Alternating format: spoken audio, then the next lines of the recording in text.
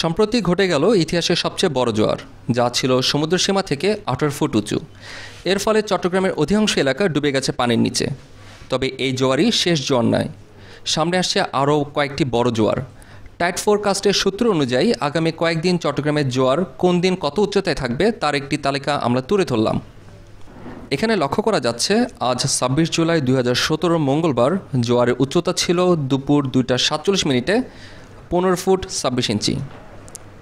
আগামীকাল 27 জুলাই বুধবার জোয়ারের উচ্চতা থাকবে রাত 3:12 13 ফুট 78 ইঞ্চি এবং বিকেল 3:28 থাকবে 14 ফুট 57 ইঞ্চি।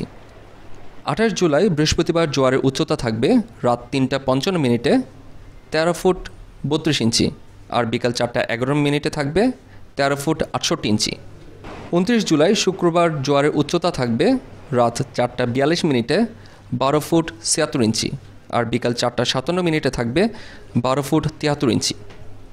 30 জুলাই শুক্রবার জোয়ারের উচ্চতা থাকবে ভোর 5:34 12 ফুট 17 ইঞ্চি আর বিকাল 5:50 থাকবে 11 ফুট 78 ইঞ্চি।